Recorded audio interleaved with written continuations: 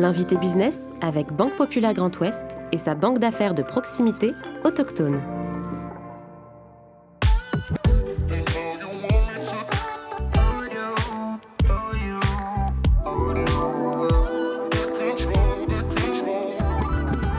Créée en 1956 à Durtal, Maine-et-Loire, la CMAR est devenue leader dans la conception et la construction de véhicules spéciaux pour la propreté urbaine, le tramway, les travaux publics et la défense. Aujourd'hui, avec une équipe de 60 personnes, la CMAR génère un chiffre d'affaires de 30 millions d'euros, dont près d'un tiers à l'export. Julien Bonnel, PDG de la CMAR, est aujourd'hui l'invité business. Bonjour Julien Bonnel. Bonjour Clément. Merci d'avoir accepté notre invitation dans le fauteuil de l'invité business et puis d'être accueilli aujourd'hui dans les espaces de la Chambre de commerce et d'industrie de Nantes-Saint-Nazaire pour le tournage de cette émission. 42 ans, oui. Issu d'une famille dans le bâtiment, parents entrepreneurs. Vous avez toujours eu l'âme d'un dirigeant, d'un créateur d'ailleurs à ce propos ? Si on dit qu'il faut peut-être un côté leader, c'est que oui, j'ai toujours aimé en tout cas être... Depuis enfant, déjà, j'ai été baigné dans cet environnement familial, donc j'ai toujours vu mon père diriger son entreprise. J'y allais le week-end, donc je pense que j'ai été baigné là-dedans. Et puis effectivement, j'ai toujours fait du sport collectif, donc j'ai toujours aimé organiser des choses. Donc ouais, peut-être que j'avais ce côté un petit peu leader au fond de moi. Après, est-ce que j'étais censé, programmé pour être dirigeant ? J'en suis pas sûr. Bon, pour autant, le bâtiment, c'était pas forcément votre truc. Non. Vous étiez plutôt branché automobile. Hein. Ouais, c'est toujours... Alors, est-ce que le bâtiment, c'était pas mon truc ? Effectivement, les quelques expériences que j'ai eues en boulot saisonnier dans le bâtiment m'ont un peu refroidi. Je trouvais que c'était très dur, physiquement. Et puis, c'était une entreprise familiale. Et j'ai pas été très très motivé, je dois dire, pour développer et continuer l'entreprise familiale. J'aurais dû le faire aussi en famille, et c'est pas ce qui me motivait le plus. Et effectivement, moi, j'ai toujours aimé ce qui avait 4 roues, un moteur et qui faisait vroom. Bon, ouais. Il fallait quand même faire des études. Alors, vous avez fait une école de commerce, c'est l'ESCA, avec un master, ça c'était nouveau, lié à l'automobile. Oui, tout à fait. C'était la bonne synthèse, la conciliation des... L'ESCA était une des seules écoles, et ça l'est peut-être encore, qui proposait effectivement un master 2, aujourd'hui on appelle ça un master 2, en management des réseaux automobiles. Et donc assez naturellement, entre la réputation de l'ESCA et ce master, je me suis dirigé vers ce programme. Ouais. Ouais, bon, très rapidement, vous allez vers une entreprise qui s'appelle Mercedes, pour ne pas la nommer. Elle est déjà peut-être prémonitoire, d'ailleurs, de la rencontre avec la CMAR. On va en parler. 10 ans chez Michelin également. Qu'est-ce que vous gardez, d'ailleurs, comme enseignement de cette expérience professionnelle et que vous mettez à profit aujourd'hui de votre entreprise ? Je pense chez Michelin, ce qui est vraiment ressorti, c'est quand même la dimension managériale. C'est quand même une entreprise, alors c'est une entreprise du CAC 40, mais je pense qu'elle est très différente. Déjà, c'est la seule qui n'est pas à Paris, qui n'a pas son siège à Paris. Et c'est une entreprise qui a encore des racines familiales fortes en Auvergne. Et il y a une vraie culture du management. Et puis le goût de l'effort. J'ai fait 5 postes en 10 ans, j'ai déménagé 4 fois. Et donc, je pense que pour gravir les échelons, fallait travailler. Il y avait des gens d'un très bon niveau, de très grandes écoles, du monde entier. Donc, fallait bosser pour gravir les échelons. Ouais. Bon, pour autant, il vous manquait peut-être une dimension de proximité. Vous aviez quoi ? Peur de l'anonymat dans ces grands groupes-là dans lesquels vous avez travaillé ? Oui, et puis je pense qu'à un moment, j'avais... Bon, voilà, ça reste une entreprise, d'une très grande entreprise, de plus de 100 000 personnes. Et j'avais besoin de retrouver, je pense, du sens, tout simplement. J'avais eu mon premier enfant. Et puis, j'avais de plus en plus de mal à me projeter, à me dire, est-ce qu'à 50, 60 ans, tu te vois toujours être... c'est pas forcément salarié qui me gênait, mais d'avoir des gens au-dessus de toi qui te drive et qui te donnent des choses à faire qui, pour toi, n'ont pas de sens. Bon, alors justement, ce sentiment ou cette envie de diriger quand même, et la rencontre avec la famille Leleu, tout à fait. Quels souvenirs vous en gardez ? On va en parler, parce que c'est eux qui ont dirigé, qui ont repris à la famille des fondateurs, la CMAR, et quels souvenirs vous gardez de cette rencontre ? C'est une rencontre qui a changé ma vie, ça c'est clair. La famille Leleu, donc effectivement, moi je programmais justement sur un nouveau poste et eux commençaient à préparer leur départ en retraite, c'était dans plusieurs années. Et leurs enfants, en fait, ils ont 3 enfants, n'étaient pas spécialement intéressés pour la reprise de l'entreprise.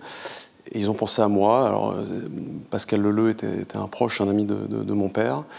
Et je pense qu'après concertation en couple, puisque c'était un couple dirigeant, ils ont estimé que j'avais peut-être le potentiel pour déjà les rejoindre, pour prendre la direction générale de l'ACMAR, en me proposant d'être associé minoritaire à leur côté. Et puis si ça se passait bien, au bout de quelques années, de prendre leur suite, et c'est ce qui s'est passé. Bon, donc il faudra leur poser évidemment la question à eux directement, mais selon vous, qu'est-ce qui a fait de vous le bon candidat ? Alors effectivement, il répondrait peut-être mieux que moi. C'est pas évident, mais non, mais c'est l'enfant du pays, c'est la proximité. Ouais. Je pense que humainement, il sentait que l'ACMAR, c'est une entreprise avec un engagement très très fort, et que je pense que je pouvais être le leader. J'avais une culture quand même un peu industrielle. J'avais les bases d'un grand groupe. Donc il pensait que pour diriger une PME, il faut quand même des bases solides sur toutes les matières, que ce soit la finance, que ce soit le commerce. L'aspect commercial, je pense aussi, qui leur plaisait, parce qu'ils estimaient qu'un dirigeant de PME, ça doit être le premier commerçant de l'entreprise, le dirigeant.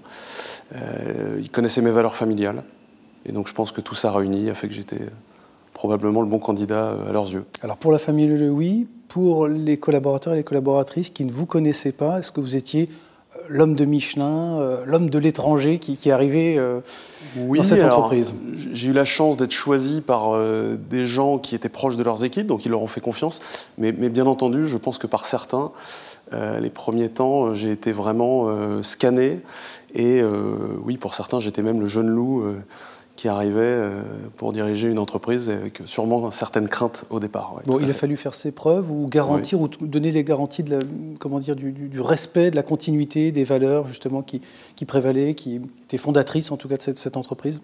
Oui, je pense que j'étais très vigilant au départ, et c'est ce que j'avais appris à observer. Utiliser beaucoup plus mes yeux, mes oreilles que ma bouche.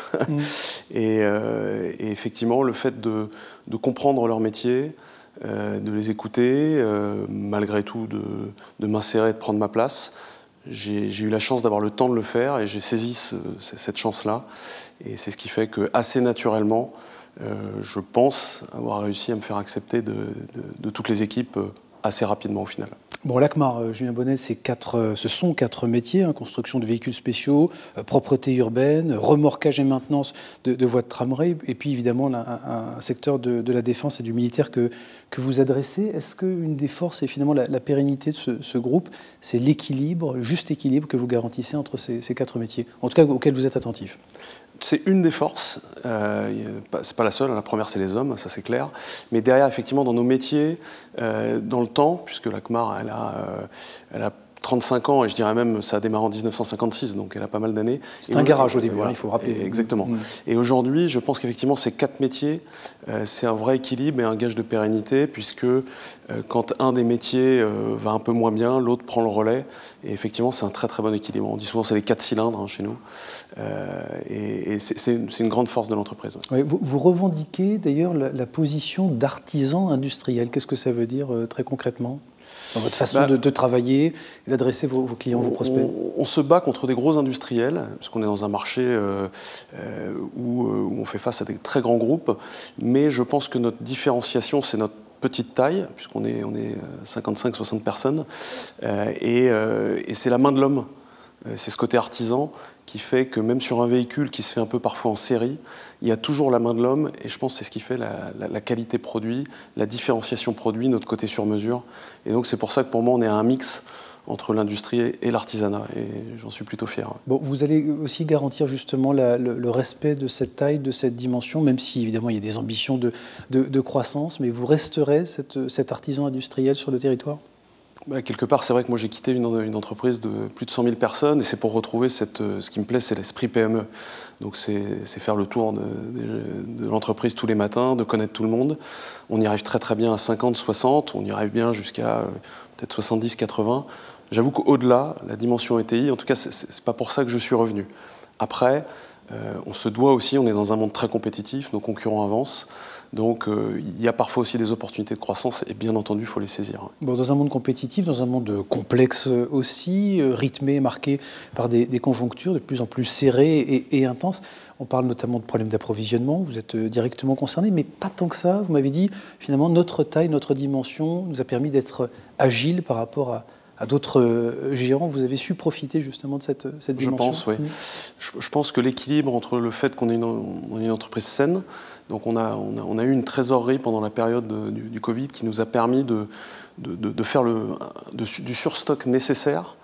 Ça, c'est le premier point. Et après, notre agilité fait que, par rapport, je pense, aux grands groupes, on a décidé plus vite et on a été capable d'aller chercher des matières à des endroits où on n'avait pas l'habitude. Donc, par exemple, là où on prend nos camions de manière assez traditionnelle, on en a trouvé parfois en Allemagne, parfois à l'étranger, qui étaient disponibles de différentes marques. Et on a su effectivement faire des coûts.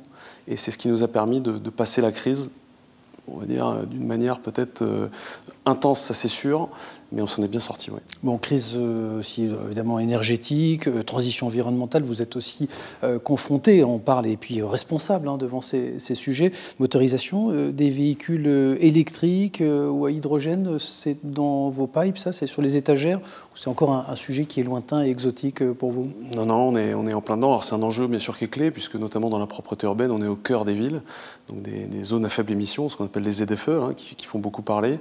Et donc dans le matériel de propreté urbaine, on se doit d'être présent, surtout qu'on se considère comme leader. Alors c'est pas évident, parce que c'est des véhicules qui sont très très puissants, c'est notre force. Donc là, par exemple, on a été les premiers à livrer la première balayeuse hydrogène en France. C'était il y a 15 jours pour les Sables d'Olonne. Et on développe nos gammes électriques. Dans notre plan RSE, d'ici 2025, on doit avoir 55% de nos gammes qui doivent être en énergie propre, donc autour de l'électrique ou de l'hydrogène. Donc c'est une grosse avancée et c'est un vrai changement de culture pour nos équipes qui sont quand même traditionnellement très thermiques. Bon, pas d'effet de résistance en interne, vous arrivez à évangéliser sur ces sujets, il n'y a pas des effets générationnels de gens qui sont évidemment des motoristes ou des diesels addicts, on va dire ça comme ça, et qui ont des difficultés à faire le pivot. Il y a un réel effet de résistance qui est parfois légitime aussi, puisque on est quand même à marche forcée pour partir sur l'électrique et l'hydrogène, et c'est pas si rose ou si vert que ce qu'on veut bien nous dire. Nous, on croit beaucoup au mix énergétique, mais par contre, on n'a pas le choix de toute façon. Donc l'objectif, c'est aussi mais ça demande beaucoup de management, d'explication, d'évangélisation, comme vous dites, pour pouvoir leur expliquer et surtout pour pouvoir les former. Parce qu'au-delà de leur expliquer, il faut aussi leur apprendre, en fait, parce que c'est une nouvelle manière de faire du commerce, de faire du SAV, de faire de la pièce de rechange. C'est une vraie révolution pour des entreprises comme les nôtres. Bon, être à l'écoute et comprendre ce que font vos collaborateurs. Vous avez évidemment évoqué votre présence sur le terrain, sur les ateliers, davantage peut-être que dans le bureau ou devant les tableaux de bord. Vous arrivez à faire de la pédagogie et bannir, vous m'avez dit, les reporting ou les PowerPoint de l'entreprise. Ça, c'est une croisade qui est gagnée, là, aujourd'hui? Ça a été une croisade très rapide. C'est une joie, effectivement. J'ai quitté le monde des PowerPoint et aujourd'hui, je ne veux pas dire qu'on n'en fait plus, mais on en fait très très peu et je suis très très très très vigilant à être dans une vraie simplification. Et ça marche très bien et je connais beaucoup de grands groupes qui ne parlent de simplification toute la journée, mais qui sont de pire en pire et de plus en plus complexes. Nous, je pense qu'on est vraiment dans la simplification et on essaye d'avoir ce bon sens dans nos organisations pour éviter les reportings inutiles et pour faire la bonne communication, que ce soit en interne ou avec nos clients. Et on se rend compte que c'est un gain de temps, c'est efficace, et les équipes se concentrent sur leur cœur de métier. Bon, peut-être pour terminer, vous pensez que ça peut contribuer à attirer les jeunes et moins jeunes d'ailleurs, qui s'intéresseraient à vos métiers, parfois qui manquent un peu d'attractivité, il faut dire les choses comme elles sont. Oui, tout à fait. Ouais. C'est vrai que quand l'attractivité des métiers autour de la mobilité, notamment des choses qui ont 4 roues, un moteur, a pas mal souffert. Et je pense c'est un enjeu effectivement pour nous de montrer qu'on peut être sexy et qu'on a surtout, c'est un réel enjeu de société, puisque la mobilité, ça doit être le premier élément de la décarbonation. Et donc, je pense que nos sociétés, effectivement, ont un réel enjeu sur ce sujet et que ça doit être attractif, oui, tout à fait. 50% des collaborateurs qui détiennent 30% du capital, c'est pas très commun non plus. Quel est cet engagement aussi? Il venait d'ailleurs des prédécesseurs. La famille Leleu avait initié ça et vous l'avez renforcé. Tout à fait. C'est quelque chose qui avait été initié et qui est aussi profondément dans la manière que j'ai de voir l'entrepreneuriat. Et effectivement, aujourd'hui, j'ai à peu près la moitié de l'entreprise de l'ACMAR qui détiennent effectivement 30% du capital. Je pense que c'est une des singularités, des particularités de notre entreprise. Et c'est un des éléments qui permet aussi de fidéliser et surtout de montrer que le capitalisme peut être renouvelé, modernisé, et je pense que c'est l'avenir pour nos PME, effectivement. Le partage de la valeur avec vos collaborateurs. Merci beaucoup, Julien Bonnel. Merci d'avoir accepté notre invitation dans le fauteuil de l'invité business. Je rappelle évidemment que vous êtes le président-directeur général de l'ACMAR, c'est la construction mécanique, automatisation, Rivard, pour le nom de ses fondateurs. Merci. Merci.